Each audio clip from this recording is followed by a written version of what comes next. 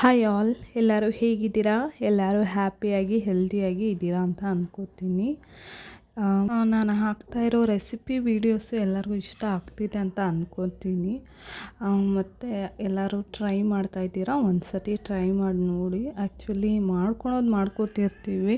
ಈ ಥರ ಹೊಸ್ದಾಗಿ ಏನಾದರೂ ನಿಮಗೆ ಇಷ್ಟ ಆಗಿದ್ರೆ ಟ್ರೈ ಮಾಡಿ ನೋಡಿ. ಟ್ರೈ ಮಾಡಿ ಟೇಸ್ಟ್ ಮಾಡಿಬಿಟ್ಟು ನೋಡಿ ನೀವು ಹೇಗಿರುತ್ತೆ ಅದು ಅಂತ. ಓಕೆ, ಇನ್ನು ನಮ್ಮಮ್ಮ ಪಾಟಲ್ಲೆಲ್ಲ ಮಣ್ಣು ಚೇಂಜ್ ಮಾಡ್ತಾಯಿದ್ರು ಮತ್ತು ಒಂದು 2-3 ಗಿಡ ಹೊಸ್ದಾಗಿ ತೊಗೊಂಡಿದ್ರು. ಅದನ್ನು ಹಾಕೋಣ ಅಂತ ಹೇಳಿಬಿಟ್ಟು, ಅಂದರೆ ಇದೆಲ್ಲ ಒಂದು 7 ವರ್ಷದ ಹಿಂದೆ ಹಾಕಿದ್ದ ಗಿಡಗಳು. ಅಂದರೆ ನಾವು ಹಳೆ ಮನೇಲಿ ಇದ್ದಾಗ ಹಾಕಿದಂಥ ಗಿಡಗಳು. ಅದು ನೋಡಿ ಹೇಗೆ ಅದು ಬುಡ ರಿಂಗ್ ಥರ ಇದಾಗ್ಬಿಟ್ಟಿದೆ. ಎಲ್ಲನೂ ಕೂಡ ಇದೇ ರೀತಿ ಆಗಿತ್ತು. ಸೊ ಚೇಂಜ್ ಮಾಡೋಣ, ಸರಿಯಾಗಿ ಬೆಳೀತಿಲ್ಲ ಅಂತ ಹೇಳಿಬಿಟ್ಟು ನಮ್ಮಮ್ಮ ಕೂತ್ಕೊಂಡು ಎಲ್ಲ ಮಾಡ್ತಾಯಿದ್ರು. ನಾನು ಹಾಗೆ ಸ್ವಲ್ಪ ಹೆಲ್ಪ್ ಮಾಡಿಕೊಡ್ತಾಯಿದ್ದೆ ನಮ್ಮಮ್ಮಗೆ. ಇನ್ನು ಮಣ್ಣಂತೂ ಈಗಂತೂ ಸಿಕ್ಕೋದಂತೂ ಸಖತ್ ಕಷ್ಟ ಆಗಿದೆ. ಯಾಕಂದರೆ ಆಗೆಲ್ಲ ಮನೆ ಮುಂದೆನೇ ಜಾಗ ಇತ್ತು ಹಾಕ್ಕೊಳ್ಳೋರು ಗಿಡ ಎಲ್ಲ. ಈಗ ಈ ಥರ ಎಲ್ಲ ಕಡೆ ಮನೆ ಆಗಿಬಿಟ್ಟು ಪಾಟಲ್ಲಿ ಹಾಕಿದ್ರೂ ಒಂದೊಂದು ಸರಿಯಾಗಿ ಬರೋಲ್ಲ. ಅದನ್ನು ಕೇರ್ ಮಾಡಿಲ್ಲ ಅಂದರೆ ಇನ್ನೂ ಸರಿಯಾಗಿ ಬರೋಲ್ಲ. ಸೊ ಆಗಾಗ ಈ ಥರ ಕೆಲಸ ಎಲ್ಲ ಮಾಡ್ತಾ ಇರಬೇಕಾಗುತ್ತೆ. ಯಾಕಂದರೆ ಗಿಡ ಚೆನ್ನಾಗಿ ಬೆಳಿಬೇಕು ಅಂತ ಅಂದರೆ. ಇನ್ನು ನಾನು ಇನ್ಸ್ಟಾಗ್ರಾಮಲ್ಲಿ ನೋಡಿ ಇದು ಮೆಹಂದಿ ಟ್ರೈ ಮಾಡಿದೆ. ಆ್ಯಕ್ಚುಲಿ ತುಂಬ ಚೆನ್ನಾಗಿ ಬಂದಿತ್ತು.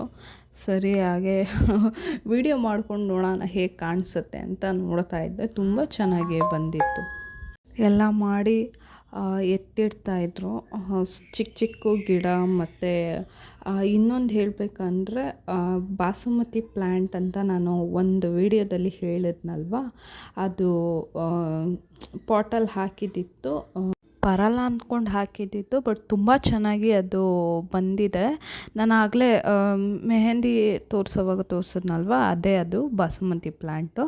ಚೆನ್ನಾಗಿದೆ. ಅದನ್ನು ಹಾಕಿ ಏನಾದರೂ ರೈಸ್ ಐಟಮ್ ಮಾಡಬೇಕಾದ್ರೆ ಅದನ್ನು ಹಾಕಿಬಿಟ್ಟು ಒಗ್ಗರಣೆಗೆ ಮಾಡಿದ್ರೆ ನಿಮಗೆ ಬಾಸುಮತಿ ಅಕ್ಕಿ ಹೇಗೆ ಅದು ಸ್ಮೆಲ್ ಬರುತ್ತೋ ಸೇಮ್ ಅದೇ ರೀತಿಯೇ ಇರುತ್ತೆ. ತುಂಬ ಚೆನ್ನಾಗಿರುತ್ತೆ. ಅದು ಗಿಡ ಹತ್ರ ಹೋಗ್ತಿದ್ದಂಗೆ ನಿಮಗೆ ಗೊತ್ತಾಗ್ಬಿಡುತ್ತೆ.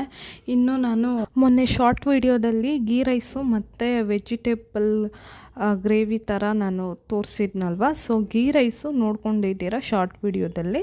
ಗ್ರೇವಿ ಹೇಗೆ ಮಾಡಿದ್ದು ಅಂತ ಹೇಳ್ತೀನಿ. ಇನ್ನು ನಿಮಗೆ ಏನೇನು ತರಕಾರಿ ಬೇಕೋ ಎಲ್ಲ ಕಟ್ ಮಾಡ್ಕೊಂಡು ಸೈಡಲ್ಲಿ ಇಟ್ಕೊಳ್ಳಿ. ಇನ್ನು ಎಣ್ಣೆಗೆ ಚಕ್ಕೆ, ಲವಂಗ, ಏಲಕ್ಕಿ ಹಾಕಿ ಅದು ಸ್ವಲ್ಪ ಸಿಡಿದ ಮೇಲೆ ಈರುಳ್ಳಿ ಹಾಕ್ಕೊಳ್ಳಿ. ಈರುಳ್ಳಿ ಹಾಕ್ಕೊಂಡು ಸ್ವಲ್ಪ ಕಲರ್ ಚೇಂಜ್ ಆದಮೇಲೆ ಕ್ಯಾಪ್ಸಿಕಮ್ ಹಾಕ್ಕೊಳ್ಳಿ. ಕ್ಯಾಪ್ಸಿಕಮ್ ಹಾಕ್ಕೊಂಡು ಅದು ಸ್ವಲ್ಪ ಲೈಟಾಗಿ ಫ್ರೈ ಆದಮೇಲೆ 2 ಸ್ಪೂನು ಶುಂಠಿ ಬೆಳ್ಳುಳ್ಳಿ ಪೇಸ್ಟ್ ಹಾಕ್ಕೊಳ್ಳಿ. ಪೇಸ್ಟ್ ಹಾಕ್ಕೊಂಡು ಚೆನ್ನಾಗಿ ಅದನ್ನು ಫ್ರೈ ಮಾಡ್ಕೊಳ್ಳಿ. ಅಂದರೆ ಹಸಿ ವಾಸನೆ ಹೋಗೋವರೆಗೂ ಫ್ರೈ ಮಾಡ್ಕೋಬೇಕು. ಇದು ರುಬ್ಬಿಟ್ಕೊಂಡಿದ್ದು. ಇದಕ್ಕೆ ಏನೇನು ಹಾಕಿದ್ದೀನಿ ಅಂದರೆ ಟೊಮೆಟೊ, ಬಾದಾಮಿ, ಗೋಡಂಬಿ, ಚಕ್ಕೆ, ಲವಂಗ, ಏಲಕ್ಕಿ, ಈರುಳ್ಳಿ, ಹಸಿಮೆಣಸಿನ್ಕಾಯಿ, ಕಸ್ತೂರಿ ಮೇಥಿ, ಸ್ವಲ್ಪ ಚಿಲ್ಲಿ ಪೌಡ್ರ್ ಇಷ್ಟು ಹಾಕಿ ನುಣ್ಣಗೆ ರುಬ್ಬಿಟ್ಕೊಂಡಿರೋದು.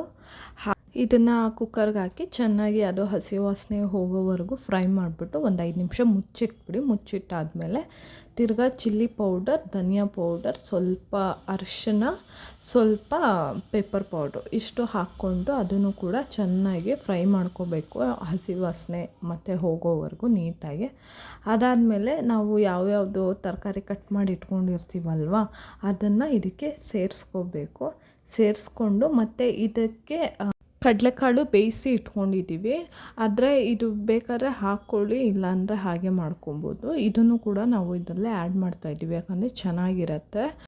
ಇದನ್ನು ಹಾಕಿ ಚೆನ್ನಾಗಿ ಒಂದಕ್ಕೊಂದು ಹೊಂದ್ಕೊಳ್ಳೋ ರೀತಿ ಮಿಕ್ಸ್ ಮಾಡ್ಕೊತಾ ಇದ್ದೀವಿ. ಮಿಕ್ಸ್ ಮಾಡಿಕೊಂಡು ಇನ್ನು ನಾವು ಮಸಾಲೆ ರುಬ್ಬಿಟ್ಟಿದ್ವಲ್ಲ ಆ ಜಾರಲ್ಲೇ ನೀರು ಹಾಕ್ಕೊಂಡು ಇದರಲ್ಲಿ ಹಾಕಿ ಮಿಕ್ಸ್ ಮಾಡ್ಕೊತಿರೋದು. ಮತ್ತು ಹೂಕೋಸನ್ನ ಅದು ಕ್ಲೀನ್ ಮಾಡೋಕ್ಕೆ ಬಿಸಿನೀರಲ್ಲಿ ಹಾಕಿರ್ತಾರಲ್ವ ಆ ಥರ ಕ್ಲೀನ್ ಮಾಡಿಟ್ಕೊಂಡು ಅದಾದಮೇಲೆ ಮತ್ತೆ ಈ ಗ್ರೇವಿಗೆ ಹಾಕ್ತಾ ಇರೋದು. ಮತ್ತು ಇದಕ್ಕೆ ಸ್ವಲ್ಪ ಹಾಲು ಹಾಕಬೇಕು. ಹಾಲು ಏನಕ್ಕೆ ಅಂತ ಹೇಳಿದ್ರೆ ಸ್ವಲ್ಪ ಕ್ರೀಮಿಯಾಗಿರುತ್ತೆ, ಚೆನ್ನಾಗಿ ಟೇಸ್ಟ್ ಚೆನ್ನಾಗಿ ಕೊಡುತ್ತೆ ಅಂತ ಹೇಳಿಬಿಟ್ಟು ಹಾಲು ಹಾಕಿದ್ದಷ್ಟೆ. ಹಾಲು ಇಷ್ಟ ಆಗಿಲ್ಲ ಅಂದರೂ ಪರವಾಗಿಲ್ಲ, ಹಾಗೆ ಮಾಡ್ಕೊಬೋದು. ಒಂದು ಸ್ವಲ್ಪ ಕ್ರೀಮಿಯಾಗಿ ಬರುತ್ತೆ ಅಂತ ಹೇಳಿಬಿಟ್ಟು ಹಾಕಿರೋದು ಅಷ್ಟೇ ನಾವು. ಆದಮೇಲೆ ನಿಮಗೆ ಎಷ್ಟು ಬೇಕೋ ಅಷ್ಟು ಉಪ್ಪನ್ನ ಹಾಕ್ಕೊಳ್ಳಿ. ಹಾಕ್ಕೊಂಡಾದ್ಮೇಲೆ ಫೈನಲ್ ಬಂದುಬಿಟ್ಟು ಸ್ವಲ್ಪ ಕಸ್ತೂರಿ ಮೇಥಿ ಹಾಕಿ ಇದನ್ನು ಕ್ಲೋಸ್ ಮಾಡಿ ಇಟ್ಬಿಡಿ. ಫುಲ್ಲು ಒಂದು ವಿಷಲ್ ಸಾಕು. ಆಲ್ರೆಡಿ ಎಲ್ಲ ಬೆಂದಿರೋದೆ, ತರಕಾರಿ ಒಂದು ಸ್ವಲ್ಪ ಬೇಯಬೇಕಲ್ವಾ, ಸೊ ಅದಕ್ಕಾಗಿ ಒಂದು ವಿಷಲ್ ಬರೋಕ್ಕೆ ಮುಚ್ಚಿ ಸೈಡಲ್ಲಿ ಇಟ್ಬಿಡಿ. ಮತ್ತು ಇಲ್ಲಿ ಇನ್ನೊಂದು ಪ್ಯಾನ್ಗೆ ಬಂದುಬಿಟ್ಟು ಸ್ವಲ್ಪ ತುಪ್ಪ ಮತ್ತು ದೊಡ್ಡದಾಗಿ ಕಟ್ ಮಾಡಿಕೊಂಡು ಈರುಳ್ಳಿ ಮತ್ತು ಕ್ಯಾಪ್ಸಿಕಮ್ನ ಹಾಕ್ಕೊಂಡು ಚೆನ್ನಾಗಿ ಫ್ರೈ ಮಾಡ್ಕೋಬೇಕು. ಇದು ಇನ್ನೊಂದು ಬೇರೆ ಪ್ಯಾನಲ್ಲಿ ಮಾಡ್ಕೊಳ್ಳಿ. ಅದನ್ನು ಆ ಕಡೆ ವಿಷಲ್ ಬರೋಕ್ಕೆ ಇಟ್ಬಿಟ್ಟು ಇದು ಸೈಡಲ್ಲಿ ಮಾಡ್ಕೊಳ್ಳಿ. ಮತ್ತು ಇದನ್ನು ಚೆನ್ನಾಗಿ ಫ್ರೈ ಮಾಡಿ ಲೈಟಾಗಿ ಸ್ವಲ್ಪ ಸಾಲ್ಟ್ ಹಾಕಬೇಕು. ಅದು ಸ್ವಲ್ಪ ಸಾಫ್ಟಾಗಿ ಆಗಬೇಕಲ್ವಾ, ಸೊ ಅದಕ್ಕೆ ಸ್ವಲ್ಪ ಸಾಲ್ಟ್ ಹಾಕ್ಕೊಂಡು ಚೆನ್ನಾಗಿ ಫ್ರೈ ಮಾಡಿಟ್ಕೊಳ್ಳಿ. ಅದಾದಮೇಲೆ ಅದೇ ಪ್ಯಾನ್ಗೆ ಒಂದು ಅರ್ಧ ಟೊಮೆಟೊ ಅದೇ ಸೇಮ್ ದೊಡ್ಡದಾಗಿ ಕಟ್ ಮಾಡ್ಕೊಂಡಿರೋ ಥರ ಹಾಕ್ಕೊಂಡು ಅದಕ್ಕೂ ಸ್ವಲ್ಪ ಲೈಟಾಗಿ ಜಾಸ್ತಿ ಉಪ್ಪು ಹಾಕಬೇಡಿ, ಲೈಟಾಗಿ ಉಪ್ಪು ಹಾಕ್ಕೊಂಡು ಅದನ್ನು ಕೂಡ ಚೆನ್ನಾಗಿ ಫ್ರೈ ಮಾಡ್ಕೊಳ್ಳಿ. ಫ್ರೈ ಮಾಡಿಕೊಂಡು ಅದನ್ನು ಒಂದು ಪ್ಲೇಟಲ್ಲಿ ಎತ್ತಿಟ್ಕೊಳ್ಳಿ. ಮತ್ತು ನಾವಿಲ್ಲಿ ಪನ್ನೀರ್ ಫ್ರೈ ಮಾಡ್ಕೊತಾ ಇದ್ದೀವಿ. ಇದು ಬಂದುಬಿಟ್ಟು ಮನೆಯಲ್ಲೇ ರೆಡಿ ಮಾಡಿರೋ ಪನ್ನೀರು. ಸ್ವಲ್ಪ ಏನಾಯಿತು ಅಂದರೆ ಸ್ವಲ್ಪ ಸಾಫ್ಟಾಗಿದೆ, ಅದಿನ್ನೂ ಸರಿಯಾಗಿ ಸೆಟ್ ಆಗೋಕ್ಕೆ ಬಿಡಬೇಕಾಯಿತು. ಅಷ್ಟರಲ್ಲೇ ನಾವು ತೆಗೆದುಬಿಟ್ವಿ, ಸ್ವಲ್ಪ ಕೊಲಾಪ್ಸ್ ಆಯಿತು. ನೀವು ಅಂಗಡೀಲಿ ತೊಗೊಂಡು ಫ್ರೈ ಮಾಡ್ಕೊಂಡು ಹಾಕ್ಕೊಂಡ್ರೆ ನಿಮ್ಮ ನಾರ್ಮಲ್ ಪನ್ನೀರ್ ಹೆಂಗಿರುತ್ತೋ ಹಾಗಿರುತ್ತೆ. ಅದನ್ನು ಕೂಡ ಲೈಟಾಗಿ ಫ್ರೈ ಮಾಡಿಕೊಂಡು ಅದನ್ನು ಕೂಡ ಎತ್ತಿಟ್ಕೊಳ್ಳಿ. ಇಲ್ಲ ಆಲ್ರೆಡಿ ಆಗಿದೆ, ಆಗಿರೋ ಇದಕ್ಕೆ ಈಗ ಎಲ್ಲ ಫ್ರೈ ಮಾಡಿ ಇಟ್ಕೊಂಡಿದ್ವಲ್ಲ ಕ್ಯಾಪ್ಸಿಕಮ್ಮು, ಈರುಳ್ಳಿ, ಪನ್ನೀರು, ಅದನ್ನು ಅದಕ್ಕೆ ಹಾಕಿಬಿಟ್ಟು ಮಿಕ್ಸ್ ಮಾಡಿದ್ರೆ ನಿಮಗೆ ವೆಜಿಟೇಬಲ್ ಕರಿ ರೆಡಿ ಆಗುತ್ತೆ. ಇನ್ನು ಇದೇನು ಅಂತ ಯೋಚನೆ ಮಾಡಬೇಡಿ, ಇದು ಆ್ಯಕ್ಚುಲಿ ನಾನು ಫೇಸಿಗೆ ಮಾಡ್ಕೊತಾ ಇರೋದು. ಸ್ವಲ್ಪ ಮನೇಲಿದ್ದರೆ ಏನಾದರೂ ಟ್ರೈ ಮಾಡ್ತಾ ಇರ್ತೀನಿ. ಇದು ಸುಮ್ಮನೆ ಹಾಗೆ ಮಾಡಿಕೊಂಡು ಫೇಸಿಗೆ ಹಾಕ್ಕೊಳ್ಳೋಣ ಅಂತ ಹಾಕ್ಕೋತಾ ಇದ್ದೀನಿ. ಸ್ವಲ್ಪ ಕೆಲಸ ಇತ್ತು, ಮುಗಿಸ್ಕೊಂಡೆ. ಮತ್ತು ಇನ್ನೊಂದು ರೆಸಿಪಿ ಹೇಳ್ತೀನಿ. ಏನಪ್ಪ ಅಂದರೆ ಇದು ಬಾಂಬೆ ಸಾಗು ಅಂತ ಹೇಳ್ತಾರೆ. ಅಂದರೆ ಇದು ಮಾಡೋದು ಈಸಿನೇ, ತುಂಬ ಚೆನ್ನಾಗಿರುತ್ತೆ, ಟ್ರೈ ಮಾಡಿ ನೋಡಿ. ಇನ್ನು ಎಣ್ಣೆಗೆ ಸಾಸಿವೆ, ಕಡಲೆಬೇಳೆ, ಉದ್ದಿನಬೇಳೆ ಹಾಕಿಬಿಟ್ಟು ಅದು ಸ್ವಲ್ಪ ಫ್ರೈ ಆಗೋವರೆಗೂ ಬಿಟ್ಬಿಟ್ಟು ಅದಕ್ಕೆ ಈರುಳ್ಳಿ ಹಾಕ್ಕೊಂಡು ಅದನ್ನು ಕೂಡ ಚೆನ್ನಾಗಿ ಫ್ರೈ ಆಗಬೇಕು. ಅದು ಸ್ವಲ್ಪ ಸಾಫ್ಟ್ ಆಗಬೇಕು. ಅದಾದಮೇಲೆ ಸ್ವಲ್ಪ ಅದಕ್ಕೆ ಕರಿಬೇವಿನ ಸೊಪ್ಪು ಲೈಟಾಗಿ ಮೇಲೆ ಹಾಕ್ಕೊಂಡು ಚೆನ್ನಾಗಿ ಅದನ್ನು ಮಿಕ್ಸ್ ಮಾಡ್ಕೋಬೇಕಾಗತ್ತೆ.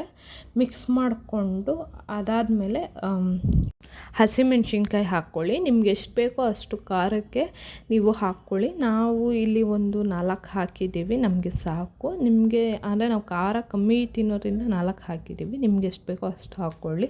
ಅದು ಫ್ರೈ ಆದಮೇಲೆ ಟೊಮೆಟೊ ಹಾಕ್ಕೊಳ್ಳಿ. ಅದನ್ನು ಕೂಡ ಸ್ವಲ್ಪ ಫ್ರೈ ಆದಮೇಲೆ ಉಪ್ಪು ಎಷ್ಟು ಬೇಕೋ ಅಷ್ಟು ಹಾಕ್ಕೊಂಡು ಸ್ವಲ್ಪ ಅರಿಶಿನ ಹಾಕ್ಕೊಂಡು ಚೆನ್ನಾಗಿ ಅದು ಫ್ರೈ ಅದಾದಮೇಲೆ ಸ್ವಲ್ಪ ನೀರು ಹಾಕಬೇಕು. ನೀರು ಹಾಕಿಬಿಟ್ಟು ಅದನ್ನು ಹಾಗೆ ಬಿಟ್ಬಿಡಬೇಕು. ಅಂದರೆ ನೀರಲ್ಲೇ ಅದನ್ನು ಬೇಯಬೇಕು.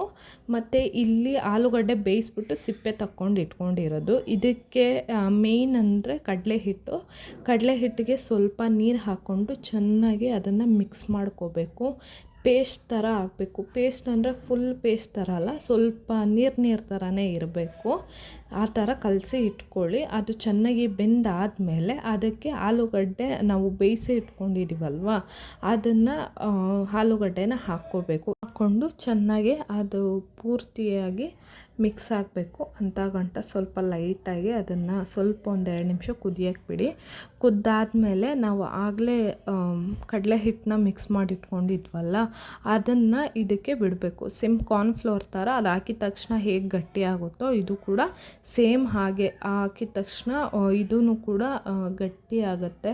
ಚೆನ್ನಾಗಿ ಒಂದು ಗ್ರೇವಿ ಟೈಪಲ್ಲಿ ಬರುತ್ತೆ, ತುಂಬ ಚೆನ್ನಾಗಿರುತ್ತೆ. ಇನ್ನು ಮನೇಲಿ ಏನೂ ಇಲ್ಲ ಅಂತ ಹೇಳಿದಾಗ ಇದು ಚೆನ್ನಾಗಿರುತ್ತೆ. ಇದು ದೋಸೆಗೆ, ಚಪಾತಿಗೆ ಮತ್ತು ಮತ್ತು ನಮಗೆ ಸೈಡ್ಸ್ಗೆ ಏನಾದರೂ ಬೇಕು ಅಂದರೆ ಇದನ್ನು ಮಾಡ್ಕೊಂಡು ತಿನ್ಬೋದು. ಇಡ್ಲಿಗೂ ತುಂಬ ಚೆನ್ನಾಗಿರತ್ತೆ. ಇನ್ನು ನಾವು ಮಾಡಿದ್ದಿತ್ತು ದೋಸೆಗೆ ಇದು ಟ್ರೈ ಮಾಡಿದ್ದಿತ್ತು. ಮತ್ತು ಚಟ್ನಿಗೆ ಸ್ವಲ್ಪ ಒಗ್ಗರಣೆ ಹಾಕಿಬಿಟ್ಟು ಅವತ್ತಿಂದು ಬ್ರೇಕ್ಫಾಸ್ಟು ನಮ್ಮದು ಮುಗೀತು. ಈ ರೀತಿ ಇತ್ತು. ಇನ್ನು ಈ ವಿಡಿಯೋ ನಿಮಗೆ ಇಷ್ಟ ಆಗಿದೆ ಅಂತ ಅಂದ್ಕೊತೀನಿ. ನಾನು ಹಾಕ್ತಾ ಇರೋ ಎಲ್ಲ ರೆಸಿಪಿ ನೀವು ಟ್ರೈ ಮಾಡಿ ಹೇಗಿದೆ ಅಂತ ನನಗೆ ಕಮೆಂಟ್ ಸೆಕ್ಷನಲ್ಲಿ ತಿಳಿಸಿ. ನನ್ನ ವಿಡಿಯೋ ಇಷ್ಟ ಆದರೆ ಲೈಕ್ ಮಾಡಿ, ಶೇರ್ ಮಾಡಿ, ಸಬ್ಸ್ಕ್ರೈಬ್ ಮಾಡಿ. ನನ್ನ ಈ ವಿಡಿಯೋದಲ್ಲಿ ನನ್ನ ವಾಯ್ಸ್ ಏನಾದರೂ ಸ್ವಲ್ಪ ಏರುಪೇರಾಗಿತ್ತು, ಪ್ಲೀಸ್ ಕ್ಷಮಿಸಿ ಅಂತ ಹೇಳ್ತಾ ನೆಕ್ಸ್ಟ್ ವಿಡಿಯೋದಲ್ಲಿ ಸಿಗ್ತೀನಿ. Tata bye.